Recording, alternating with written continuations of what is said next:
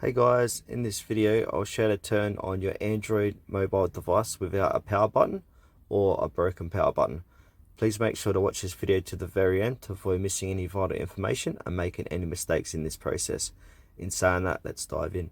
Alright, the first thing you need to do is plug in your Android device into any PC, laptop, doesn't matter which device as long as it's plugged in.